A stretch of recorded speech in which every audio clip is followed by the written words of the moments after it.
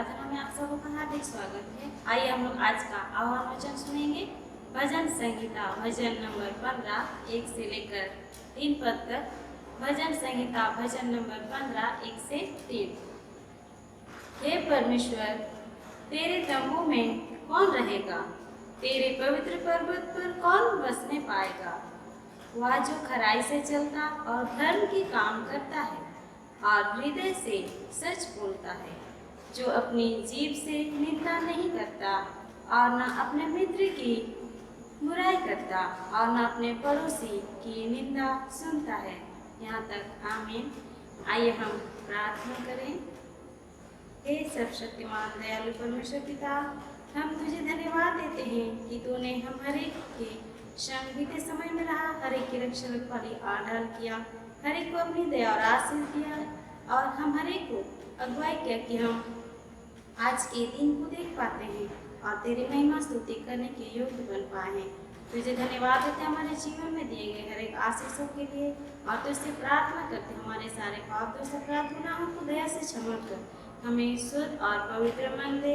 अपनी उपस्थिति हम हर एक के बीच में दे ताकि हम तेरी महिमा स्तुति आत्मा और सच्चाई से करने सके। ये दिन धन्यवादी प्रार्थना तेरे बेटे हमारे प्रभु यीशु मसीह के नाम से मांगते हैं। सुन और स्वर्गराज में ग्रहण कर। आमीन। आइए हम लोग आराधना को आरंभ करते हुए गीत गाएंगे साक्षीवाणी से। साक्षीवाणी गीत नंबर 11। साक्षीवाणी गीत नंबर 11। परमेश्वर कौन और कैसा है, कौन उसका जानने।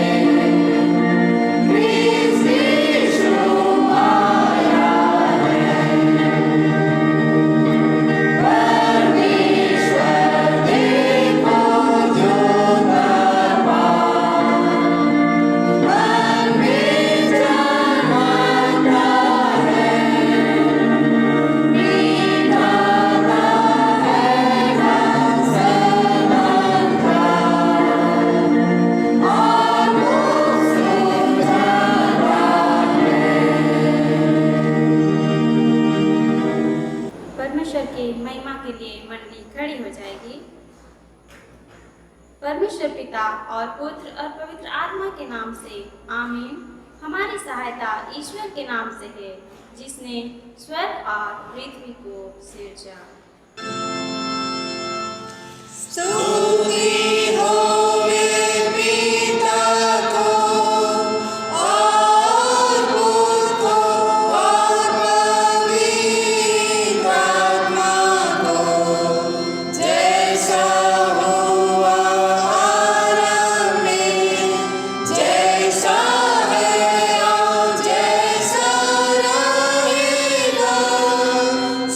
सनातन से सनातन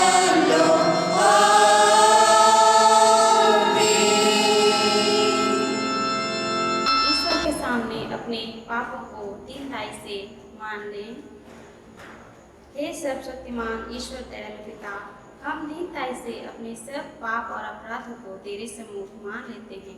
तू अपने प्रिय पुत्र हमारे प्रभु यीशु ख्रिस्ट के कारण हम पर दया दृष्टि कर और हमारे सब पापों को क्षमा कर। आमीन।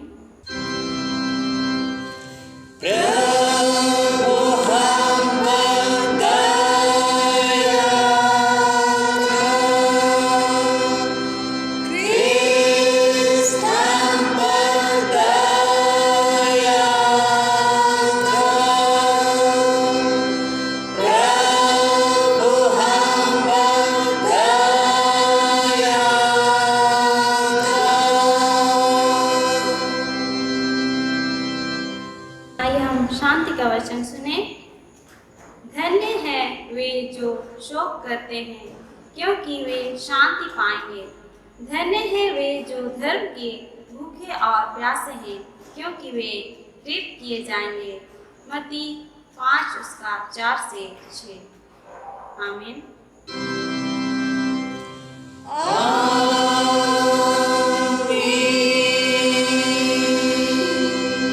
मंडली उठे, सबसे ऊंचे स्थान में ईश्वर का पुरानुवाद हो।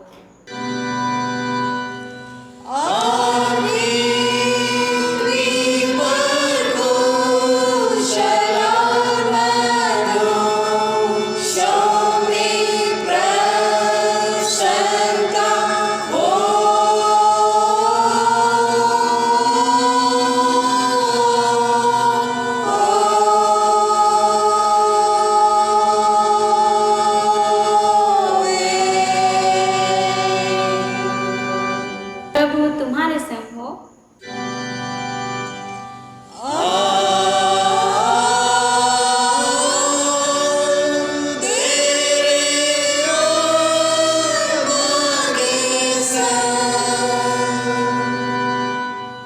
आइए हम प्रार्थना करें।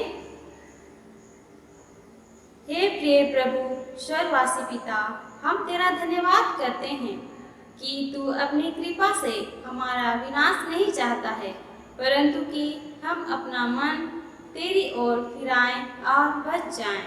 हम तेरी विनती करते हैं, अपना पवित्र आत्मा हमको दे कि वह प्रतिदिन हमारे मनों में सच्चा पश्चाताप उत्पन्न करे, हमारे हृदयों में पाप क्षमा और अनंत जीवन की लालसा जन्मे और तेरी अपार कृपा को विश्वास में ग्रहण करने और उसमें स्थिर रहने के लिए हमको सामर्थ्य दे। हर प्रकार की परीक्षा में हमको संभाल कि जिससे अनुग्रह के द्वारा अंत में परम सुखी हो जाए, हमारे प्रभु यीशु ख्रिस्ट के कारण। आमीन।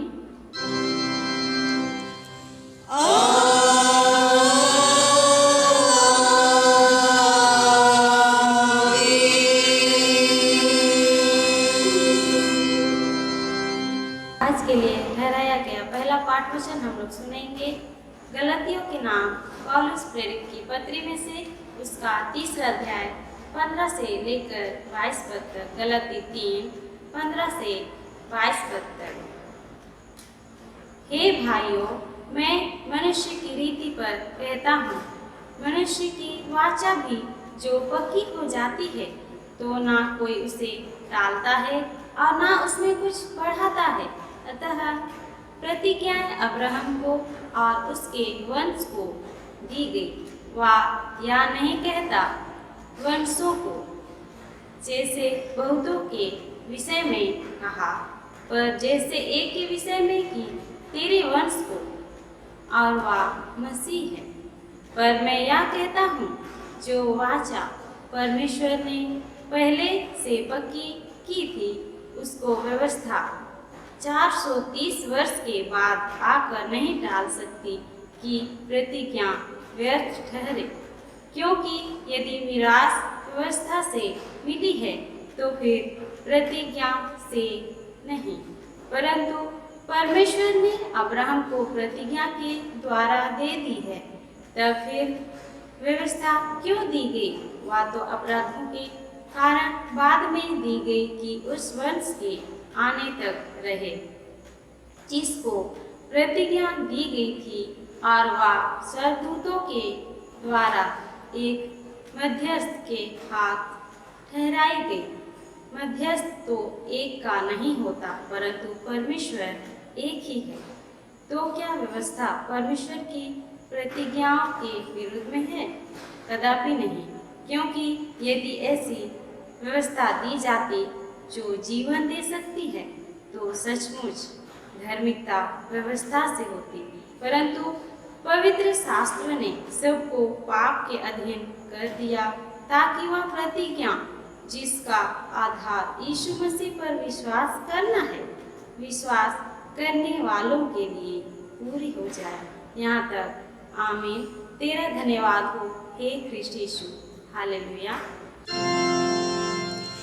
Hallelujah, hallelujah, hallelujah.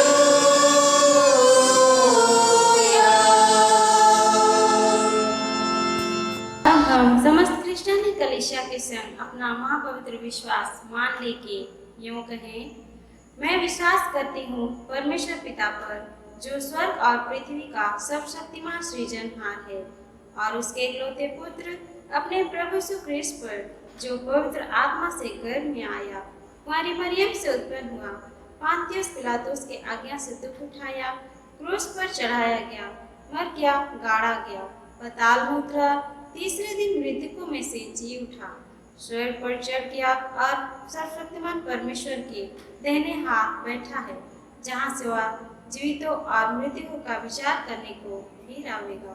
मैं विश्वास करती हूँ पवित्र आत्मा पर, एक ही पवित्र क्रिस्तानी कलीसिया, पवित्रों की संगत पर, पापों की क्षमा, देह के जीवन पर और अनंत जीवन पर। आमीन।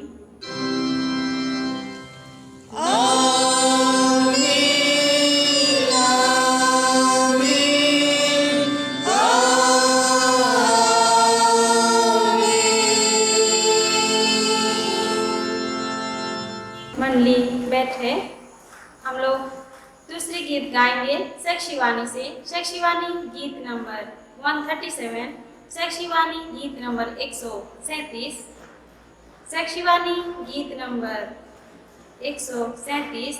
जो ईश्वर को चलाने देता और उस पर आश्रा करता है।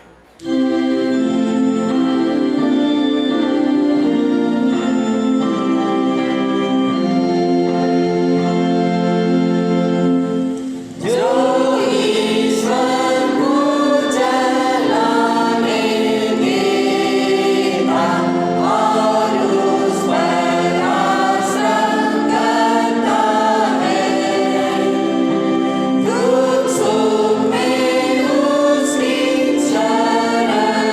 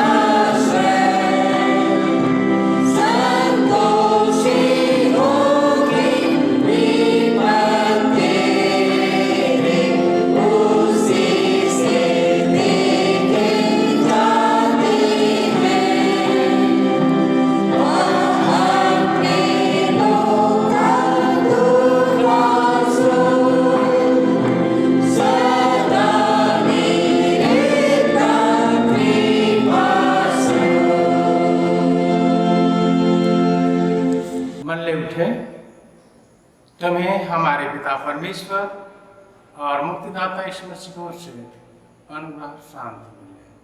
आमीन। आइए प्रार्थना करें। दयालु महान पिता परमेश्वर, तुझे लाख धन्यवाद देते हैं आज का इस रविवार को हम सबों को देखने दिया है, इतने भाई बहनों को इकट्ठा होने का नसीब दिया है। प्रार्थना करते हैं पिता परमेश्वर हमको तेरे वचन की गहराई में जाने दे, समझने बूझने दे और पिता परमेश्वर उसको अपने मन में रखते हुए तेरे वचन के आधार पर अपना जीवन व्यतीत करने पाए। मांगते तेरे बेटे यीशु के नाम में, आमीन। आज के उपदेश के निमित्त परमेश्वर का वचन हमें दिया गया है, जो कि हमें मिलता है लूका रचित समाचार और उसका 10वां अध्याय पद संख्या 23 से 37। लूका 10:23 से 37। परमेश्वर का वचन हम सबों को इस प्रकार कहता है। तब चेलों की ओर मुड़कर अकेले में कहा, धन्य हैं वे आँखें जो ये बातें जो तुम देखते हो देखती हैं, क्योंकि मैं तुमसे कहता हूँ कि बहुत से भविष्यवक्ताओं और राजाओं ने चाहा कि जो बातें तुम देखते हो देखें पर ना देखी, और जो बातें तुम सुनते हो सुने पर ना सुने। और देखो, एक व्यवस्थापक उठा और यह कहकर उसकी परीक्षा करने लगा, हे गुरु, अनंत जीवन का वारिस होने के लिए मैं क्या करूं? उसने उससे कहा, व्यवस्था में क्या लिखा है, तू कैसा पढ़ता है? उसने उत्तर दिया, तो प्रभु अपने परमेश्वर से अपने सारे मन और अपने सारे प्राण और अपने सारे शक्ति और अपने सारे बुद्धि के साथ प्रेम रख, और अपने पड़ोसी से अपने समान प्रेम रख। उसने उससे कहा, तूने ठीक उत्तर दिया, यही कर तो तू जीवित रहेगा। परंतु उसने अपने आप को धर्मी ठहराने की इच्छा से यीशु से पूछा, तू मेरा पड़ोसी कौन है? यीशु ने उत्तर दिया, एक मनुष्य यरूशलेम से यरीहो को जा रहा था कि डाकुओं ने घेर कर उसके कपड़े उतार लिए और मार पीट कर उसे अधमरा छोड़कर चले गए। और ऐसा हुआ कि उसी मार्ग से एक याजक जा रहा था, परंतु उसे देख के कतरा कर चला गया। इस रीति से एक लेवी उस जगह पर आया, वह भी उसे देख के कतरा कर चला गया। परंतु एक सामरी यात्री वहाँ आ निकला और उसे देखकर तरस खाया। उसने उसके पास आकर उसके घाव पर तेल और दाखरस डालकर पट्टियां बांधी और अपनी सवारी पर चढ़ाकर सराय में ले गया और उसकी सेवा टहल की।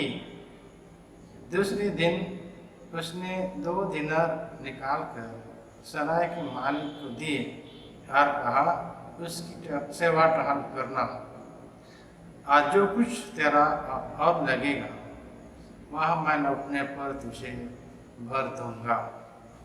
अब तेरी समझ में जो डाकुओं में घिर गया था, इन तीनों में से उसका पड़ोसी कौन ठहरा?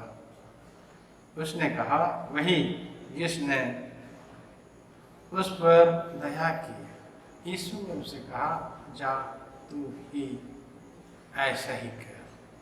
आमीन। मसीह में प्यारे भाई बहनों, यीशु ने अपने सेवकाई काल में अनेक प्रकार का आश्चर्य काम किया और इसके साथ ही हम देखते हैं यीशु परमेश्वर के राज के विषय में अनेक दृष्टांत दे देकर लोगों को समझाने का कोशिश किया। लेकिन तब कठोर मन वाले घमंडी लोग देखते हुए भी नहीं देख पाए और सुनते हुए भी नहीं सुन पाए।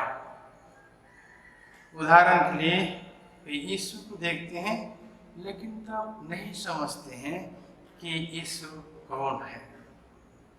वे अपने कानों से परमेश्वर का वचन सुनते हैं लेकिन नहीं समझ पाते हैं। ऐसे लोग पहले से ही यीशु से अपना मन फेर लेते हैं और परमेश्वर तथा यीशु को इनकार करते हैं। जब भी परमेश्वर ने उन्हें पहले से ही बुलाया तभी उन्होंने उसे अस्वीकार किया। अविश्वास में स्थिर रहने वाले इन लोगों ने क्षमा प्राप्त करने का अवसर को खो दिया, लेकिन दीन और नम्र लोगों ने उसे ग्रहण किया और उसके पीछे चले जैसा यीशु के चेले। इसलिए यीशु अपने चेलों की ओर मुड़ते हुए कहा, धन्य हैं वे आंखें और कान जो इन कामों और बातों को देखते और सुनते हैं। ऐसे समय में एक व्यवस्थापक उठता है और यह कहकर उसकी परीक्षा करने लगा, हे गुरु, अनंत जीवन का वरिष्ठ होने के लिए मैं क्या करूं? यीशु उसको जवाब देते हैं, व्यवस्था में क्या लिखा हुआ है और तू कैसा पढ़ता है? यहाँ हम देखने को पाते हैं उसके उत्तर में व्यवस्थापक 10 आज्ञाओं का मूल और सार को कहते हुए कहते हैं। तो अपने परमेश्वर से अपने सारे मन, अपने सारे प्राण, अपनी सारी शक्ति और अपनी सारी बुद्धि के साथ प्रेम रख और अपने पड़ोसी को अपने समान प्रेम रख। और इस उत्तर जबकि देता है तो यीशु उसको कहते हैं, तूने ठीक उत्तर दिया, यही कर तो तू जीवित रहेगा। परंतु उसने अपने आप को धर्मी ठहराने की इच्छा से यीशु से पूछा, तो मेरा पड़ोसी कौन है? और ऐसे समय में यीशु एक दयालु समरणी के बारे में दृष्टांत के माध्यम से बताते हैं कि किस प्रकार एक व्यक्ति यरूशलेम से यरीहो, जो कि 18 माइल उत्तर पूर्व में है, वो जाता है। और इस तरह से हम यहाँ देखने को पाते हैं कि इस प्रकार डाकुओं ने घेर कर उसके कपड़े उतार लिए और मार पीट कर उसे अधमरा छोड़कर चले गए। और ऐसा हुआ कि उसी मार्ग से एक याजक जा रहा था, परंतु उसे देख के कतरा कर चला गया। उसी प्रकार एक लेवी उस जगह पर आया, वह भी उसे देख के कतरा कर चला गया। परंतु एक सामरी यात्री वहां आ निकला और उसे देखकर तरस खाया। उसने उसके पास आकर उसके घाव पर तेल और दाखरस ढालकर पट्टियां बांधी और अपनी सवारी पर चढ़ाकर सराय में ले गया और उसकी सेवा टहल की। दूसरे दिन उसने 2 दिनार निकालकर सराय के मालिक को दिया और कहा, इसकी सेवा टहल करना, और जो कुछ तेरा और लगेगा वह मैं लौटने पर तुझे भर दूंगा। यहाँ हम 3 व्यक्तियों को देखते हैं। पहले याजक। हम यहाँ इस प्रकार का देखते हैं कि यहूदियों में याजक और लेवी सबसे धर्मी गिने जाते थे। यहाँ सबसे पहले जबकि देखते हैं याजक, तो वो परमेश्वर और लोगों के बीच मध्यस्थ करता था और परमेश्वर की आज्ञा को लोगों को बताता था और सिखाना उसका काम था। लेकिन हम देखने को पाते हैं जो भी कि वो यहूदियों में सबसे अधिक धर्मी गिना जाता था, माना जाता था। फिर भी हम देखने को पाते हैं वो उस व्यक्ति पर तरस नहीं खाता है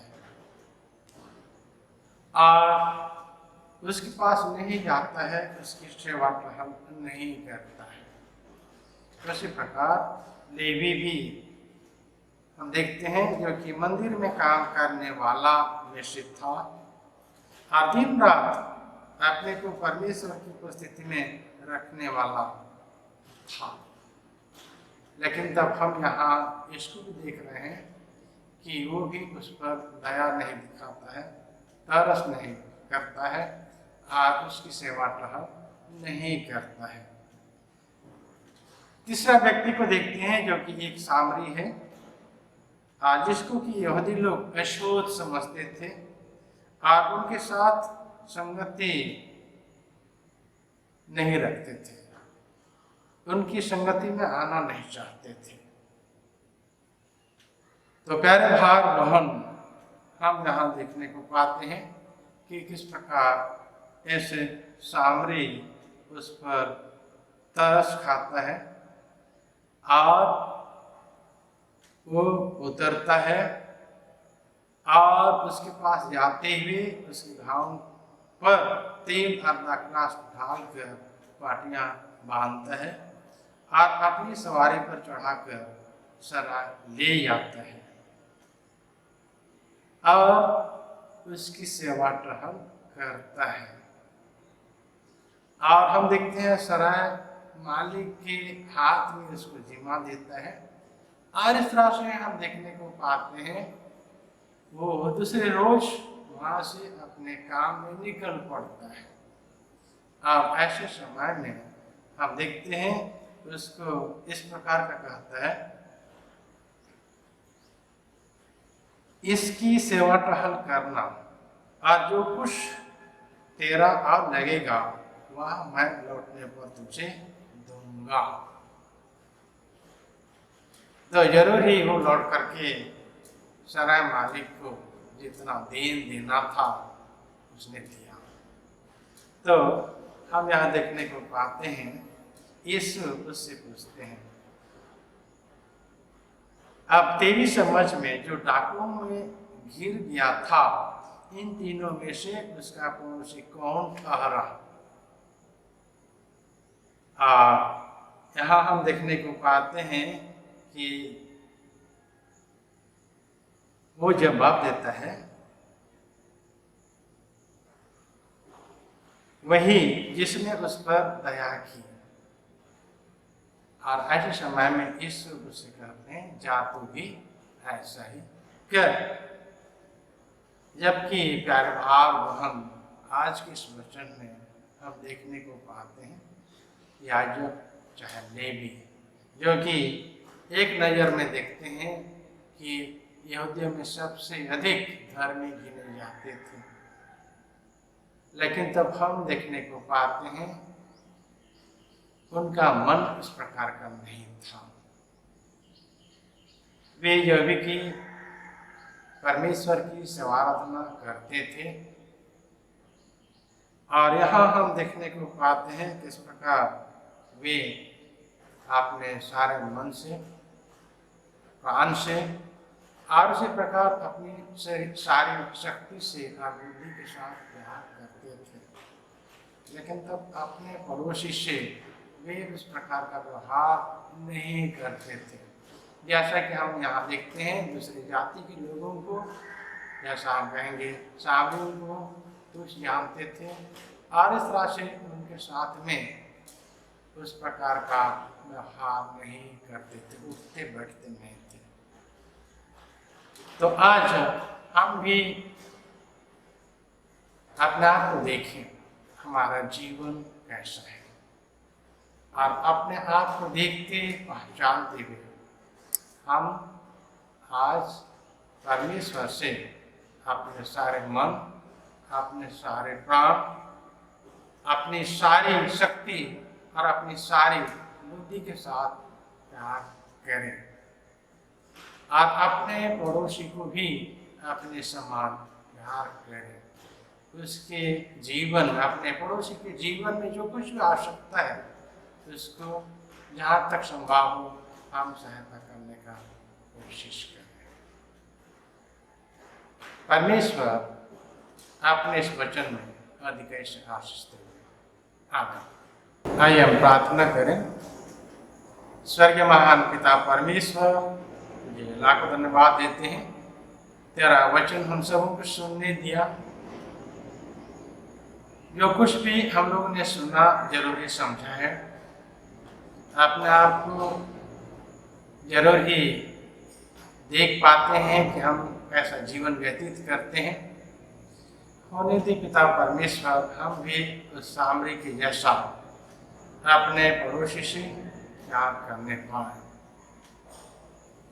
और पिता परमेश्वर हर तरह से जो हर प्रकार की मुसीबत में घिरा हुआ है उसकी सेवा का हल हम करने पाए, और उसी प्रकार तुझको सारे मन,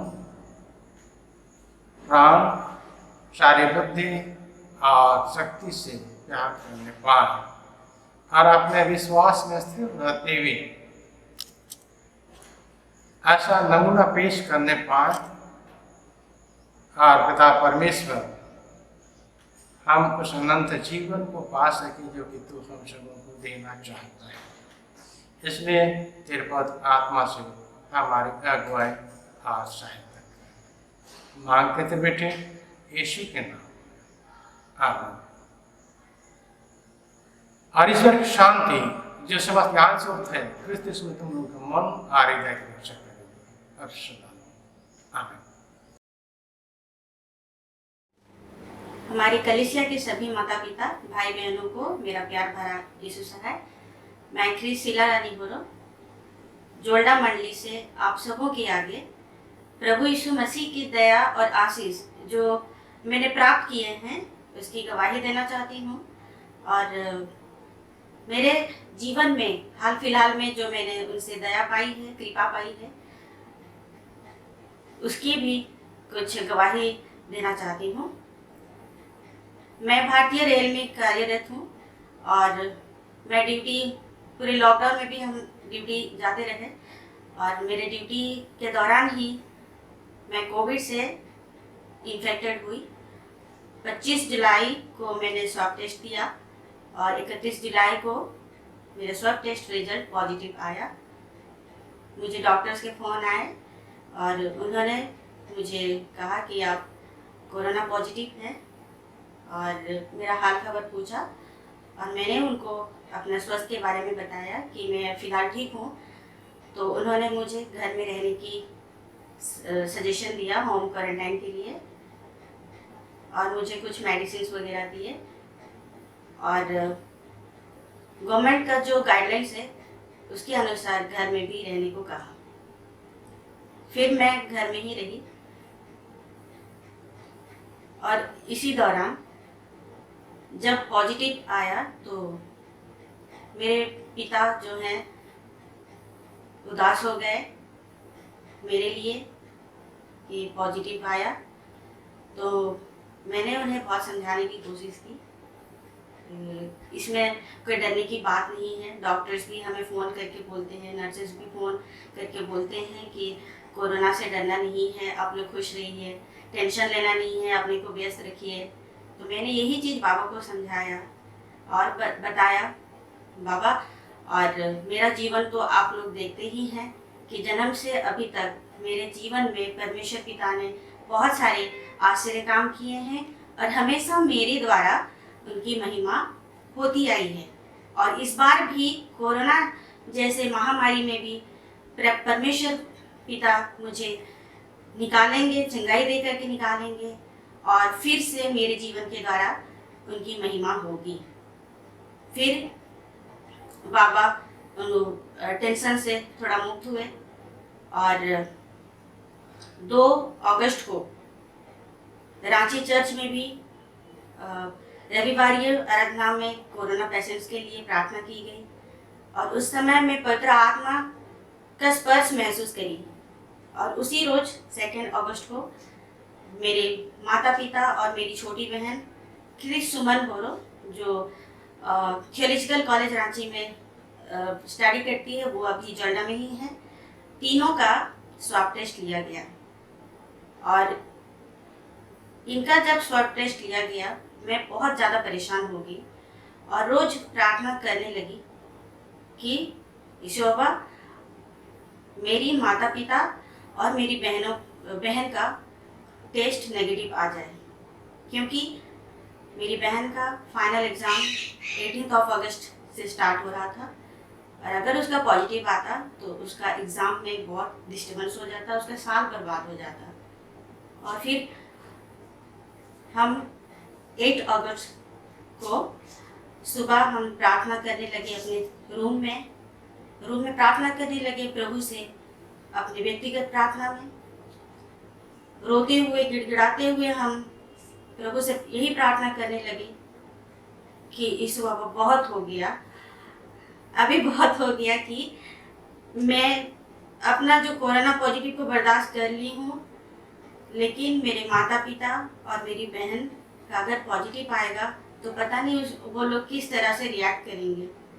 और प्रभु जी सुमन का भी एग्ज़ाम है तो इसलिए अब हम पर दया कीजिए कि मेरे माता पिता का रिजल्ट और मेरी बहन का रिजल्ट नेगेटिव आए। अब मैं बहुत रो रही थी प्रार्थना में और उसी समय माँ के फ़ोन पे कॉल आया और उन्हें ये खबर मिली कि माँ, पापा और मेरी बहन सुमन का कोरोना नेगेटिव है। और मेरे कान में जैसे पड़ा मैं बहुत रोई और प्रभु को बहुत धन्यवाद कहा और रोते हुए बाहर निकली मेरे कमरे से। तो मेरे माता पिता, मेरी बहन ने पूछा क्यों रो रही हो? नहीं, आप लोग का नेगेटिव आया। तो उन्होंने कहा कि हमारा नेगेटिव है तो खुशी की बात है, तुम रो क्यों रही हो? तो मैंने उन्हें कहा कि मैं इतनी खुश हूँ, ये तो खुशी की आंसू है, जो ये रो रही हूँ इसलिए रो रही हूँ कि प्रभु ने हम पर दया किया है, हमारे प्रार्थना का जवाब दिया है और हम पर उन्होंने कृपा दृष्टि की है और आप लोगों का जो रिजल्ट है वो नेगेटिव आया। फिर हम पूरे परिवार में होकर के बैठे और प्रभु की महिमा स्तुति करने लगे।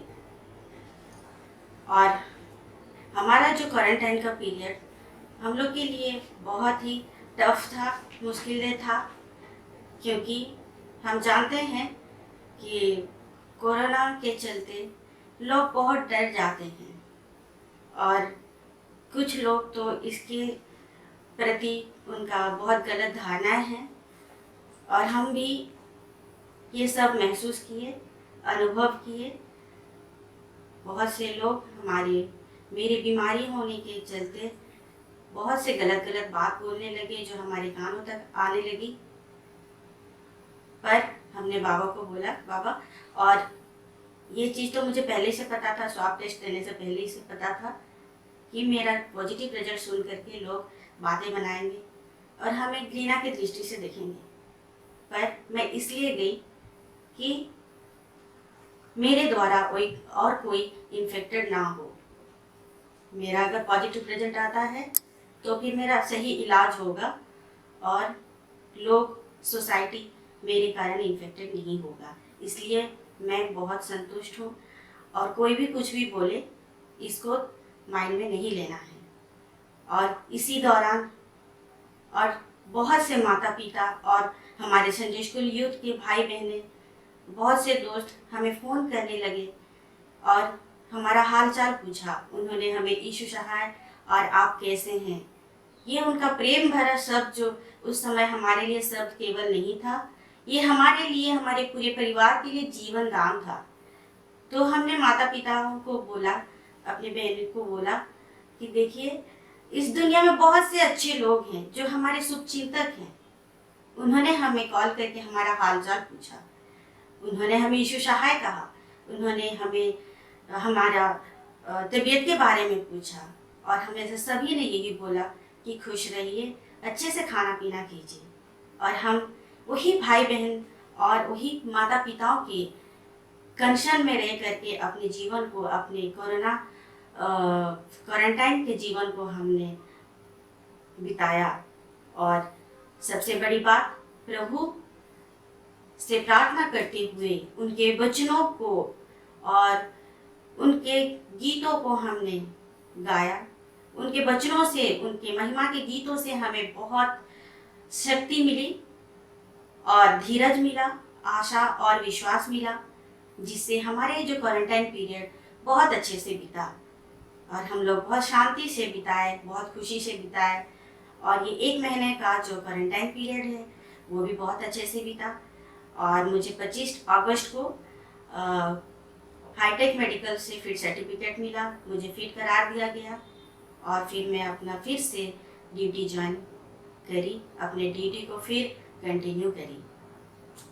इसलिए अभी मैं बहुत खुश हूँ और प्रभु परमेश्वर पिता को बहुत धन्यवाद करती हूँ कि उन्होंने इस महामारी से भी हमें निकाला है, हमारे परिवार को निकाला है।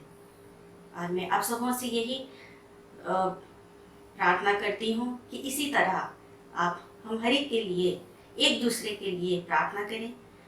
और ये हमारे कलीसिया, हमारे सोसाइटी, हमारे देश, हमारे विश्व, पूरे विश्व में जितने भी कोरोना पेशेंट हैं उनके जल्द चंगाई प्राप्त करने के लिए प्रभु से प्रार्थना करें और विनती करें कि जो भी स्वस्थ हैं वो हमेशा ऐसे ही स्वस्थ रहें, कोरोना से बचे रहें।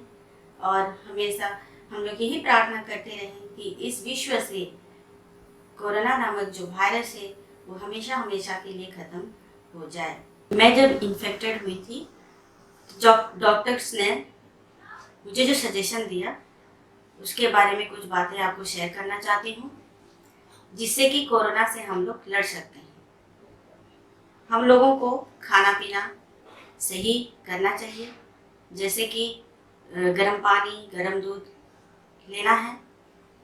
हमें ऐसे फूड खाना है जिसमें प्रचुर मात्रा में विटामिन बी, विटामिन सी और विटामिन डी हो। सुबह सुबह जल्दी उठें और सुबह का जो सनलाइट है उसमें एक्सरसाइज करें, जिससे हम लोग को विटामिन डी मिल सके।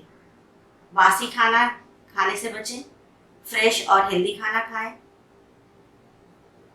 ये सब खाना खाने से और ये सब सजेशन जो डॉक्टर्स देते हैं उसका पालन करने से हमारे शरीर में इम्यूनिटी पावर बढ़ेगा और जो कि हमें कोरोना वायरस से लड़ने को हेल्प करेगा।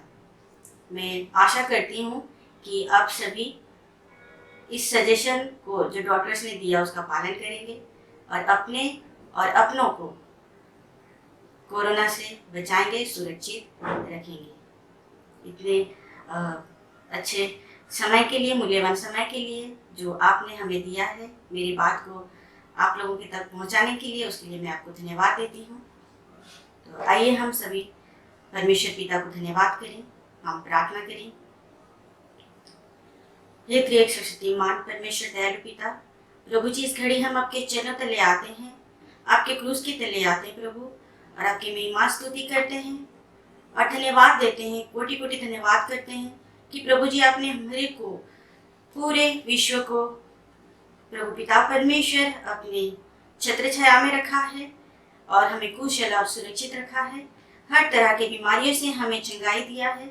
इसके लिए आपको कोटि कोटि धन्यवाद करते हैं। प्रभु पिता परमेश्वर, आपने मरीज के पाप दोष अपराध गुनाह को क्षमा किया और प्रभु जी हमारे पापों के लिए अपना बलिदान दिया, क्रूस पर लहू बहाया, कोड़े मार खाए, ताकि हम हर तरह की बीमारी से चंगाई प्राप्त करें। प्रभु पिता परमेश्वर, आपका जो आशीष वचन है कि अपनी सारी चिंता उसी पर डालो, क्योंकि उसको तुम्हारा ध्यान है। जो प्रभु जी हम चिंता करते हैं उन सारी चिंताओं को दूर करता है। प्रभु पिता परमेश्वर, धन्यवाद देती हूँ प्रभु जी कि आपने मुझे इस क्वारंटाइन पीरियड में भी इसी वचन से आगे बढ़ाया, आशीष दिया और प्रभु पिता परमेश्वर मेरी धैर्य को बनाए रखा और मेरी कॉन्फिडेंस को बढ़ा के रखा और मेरी सारी चिंताओं को तूने अपने कंधे पर लिया प्रभु। और प्रभु पिता परमेश्वर, इस महामारी बीमारी से मुझे निकाला है। हाँ प्रभु पिता परमेश्वर, इसके लिए आपको मैं कोटि कोटि धन्यवाद करती हूँ और धन्यवाद देते हैं प्रभु कि आपने इतने अच्छे माता पिता और भाई बहन दिए हैं हमारे कलीसिया में, जो हमारे लिए प्रार्थना करते रहे और हमें इस बीमारी से चंगाई के लिए प्रभु पिता परमेश्वर, उन्होंने परमेश्वर पिता के चरण में आकर के प्रार्थना किया मेरे लिए और मेरे परिवार के लिए। और प्रभु पिता परमेश्वर, इसके लिए आपको कोटि कोटि धन्यवाद करते हैं और धन्यवाद करते हैं कि ऑनलाइन चर्च सर्विस जो हो रही है प्रभु पिता परमेश्वर, उसमें भी हम कोरोना बीमारों के लिए प्रभु जी प्रार्थना किए जाते हैं, हमारे चंगाई के लिए प्रार्थना किए जाते हैं। प्रभु पिता परमेश्वर, इतने अच्छे अच्छे भाई बहन और माता पिता देने के लिए आपको कोटि कोटि धन्यवाद करते हैं। प्रभु पिता परमेश्वर, इस घड़ी हम आपके चरण तले आते हैं प्रभु और विनती करते हैं, इस विश्व में, इस संसार में, इस देश में, हमारे सोसाइटी में और प्रभु जी हमारे कलीसिया में प्रभु पिता परमेश्वर, जितने भी भाई बहन हैं, जितने भी माता पिता हैं, बुजुर्ग माता पिता हैं प्रभु, बच्चे हैं, जवान जुआती हैं, सभी को आपके चरण तले लेकर आते प्रभु। हाँ प्रभु पिता परमेश्वर, हर एक पर अपनी आशीष बनाए रखना और प्रभु पिता परमेश्वर, अपने पर लोगों का कवच देना सबको और प्रभु इस कोरोना बीमारी से बचाना विनती करते हैं। अपने पर लोगों का छिड़काव दे पूरे विश्व में, ताकि प्रभु पिता परमेश्वर इस विश्व में जो भी कोरोना का वायरस है प्रभु, वो नष्ट हो जाए और फिर से हम अपने परिवार के साथ आपके आराधनालय में आने पाए और आपकी महिमा स्तुति आपके आराधनालय में आकर के करने पाए। प्रभु पिता परमेश्वर, विनती करते हैं उन सभी माता पिताओं के लिए, भाई बहनों के लिए, जो हमारे लिए हमेशा प्रार्थना करते रहते हैं। हाँ प्रभु, उन्हें आप आशीषित कीजिए, स्वस्थ रखिए, सुरक्षित रखिए प्रभु पिता परमेश्वर।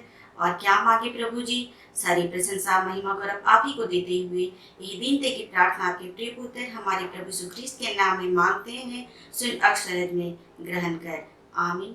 यीशु सहाय। आराधना के क्रम में हम तीसरे गीत गाएंगे साक्षीवाणी से, गीत नंबर 250। साक्षीवाणी गीत नंबर 250। प्रेमी मसीह के प्रेम बराबर प्रेमी है कोई नहीं। और इसी गीत में हम दान अर्पण करेंगे।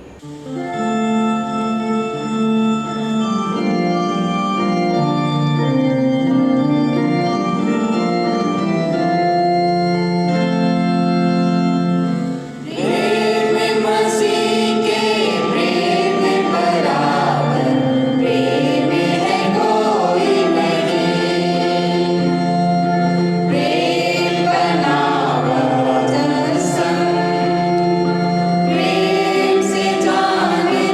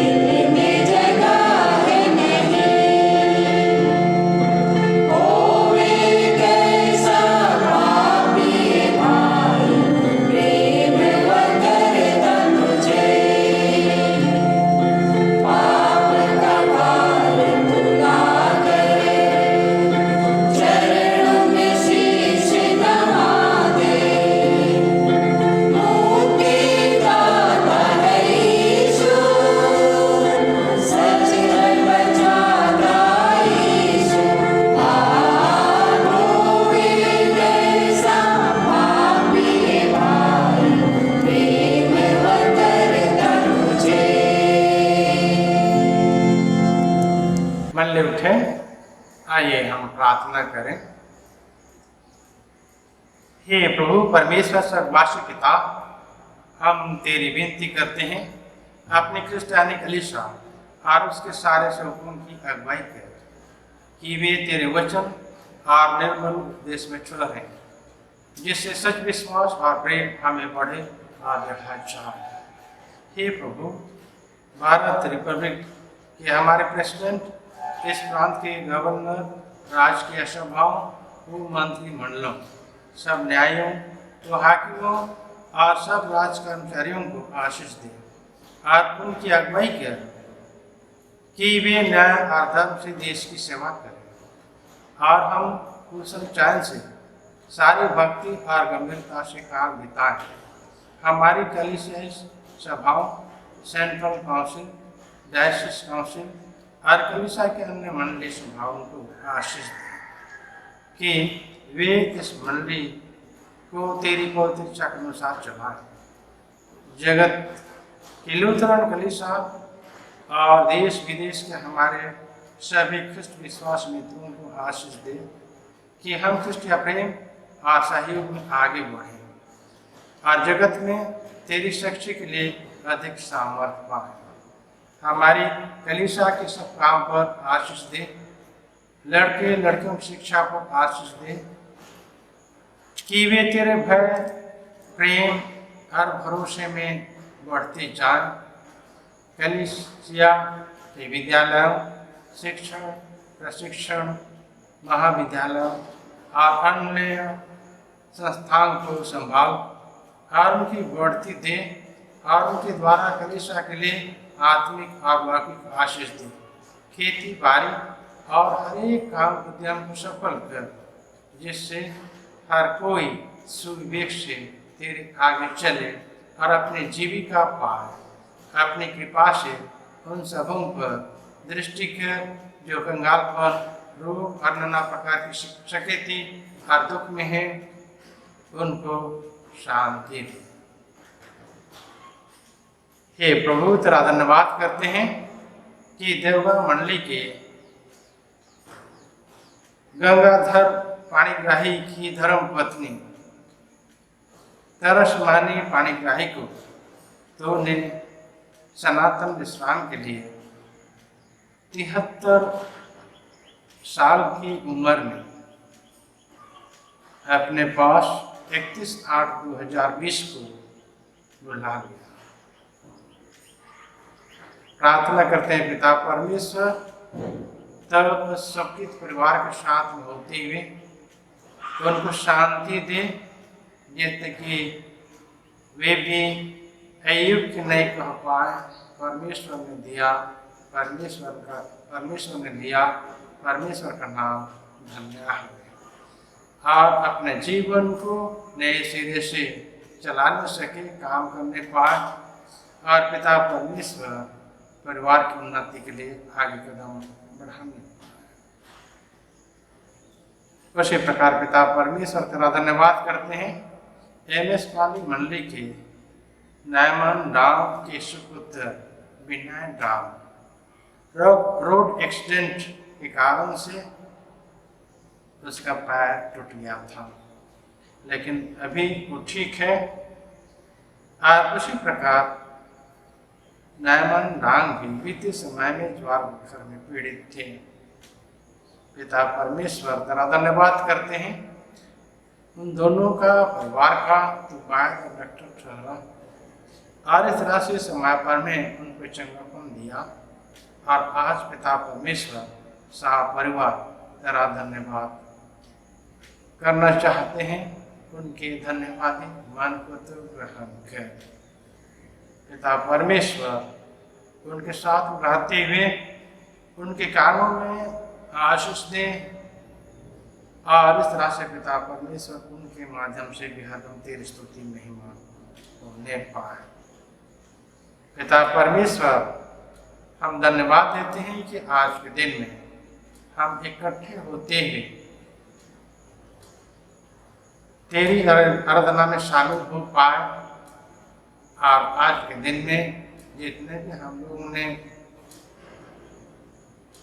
मुट्ठीदान, घड़ादान, धन्यवाद दान सब दिया है, उसमें तो अधिक ऐसे आशीष दे, उसके द्वारा तेरी महिमा होने दे। पिता परमेश्वर, तू जानता है कि हम लोग कोरोना महामारी के डर में हैं, और पिता परमेश्वर जरूर ही दिन प्रतिदिन बढ़ते चला जा रहा है। प्रार्थना करते हैं पिता परमेश्वर, फिर भी तो अपने संरक्षण में हम सबों को ले चल, जिससे कि उस संक्रमण से हम बचने पाए और दूसरों के लिए संक्रमण का कारण न ठहरे। इसलिए जिस प्रकार हम सबों को अपना जीवन व्यतीत करना है, उस प्रकार का तो व्यतीत करने दे। हमारी कलीसिया के सब भाई बहनों की रक्षा कर, जो दूसरे देशों में चले गए हैं, कि वे सब जोखिम और परीक्षा में विश्वासी ठहरे। हम उनके लिए भी तेरी विनती करते हैं, जो मनुष्य निकाले गए व उलट हुए हैं, उन पर दया कर कि वे सच्चा प्रस्ताव से तेरी ओर फिरें। सब मनुष्यों का त्राणी ठहर और उन पर जो अंधियारे बच्चे हैं, मुक्ति का उजाला प्रकाश कर। हमको आपस्तक मृत्यु से बचा और अंत में अपने प्रिय पुत्र हमारे प्रभु यीशु ख्रिस्त के द्वारा स्वर्गराज में ग्रहण किया। हम प्रभु की प्रार्थना से प्रार्थना करें। हे हमारे पिता, तू जो स्वर्ग में है, तेरा नाम पवित्र किया जावे, तेरा राज आवे, तेरी से स्वर्ग में वैसे उत्पन्न होवे। हमारे प्रतिदिन रोटी आज हमको दे, और हमारे अपराधों को क्षमा कर, जैसे हम भी अपना अपराधों को क्षमा करते हैं, और हम परिश्रम मुक्ता परंतु बुराई छुड़ा, क्योंकि राज और पराक्रम परमात्मा सदा के लिए। आमीन।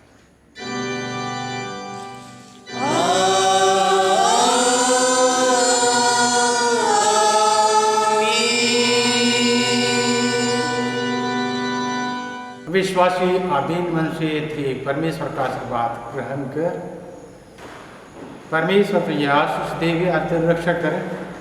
परमेश्वर अपने मुख का प्रकाश तुझ पर चमकावे और तुझ पर अनुग्रह करे। परमेश्वर अपने मुख का प्रकाश तुझ पर चमकावे और तुझे कुशल देवे। आमीन।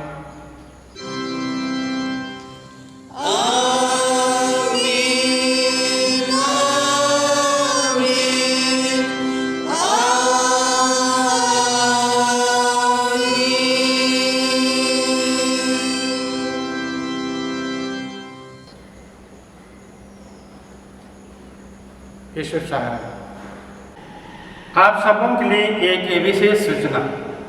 Genial church Rourkela Paris YouTube channel में दिए गए व्हाट्सएप नंबर के माध्यम से अपने विशेष प्रार्थना की अर्जी मैसेज करके हर सप्ताह के शुक्रवार तक भेजें, ताकि आने वाला सप्ताह से उनके लिए प्रार्थना की जा सके। धन्यवाद।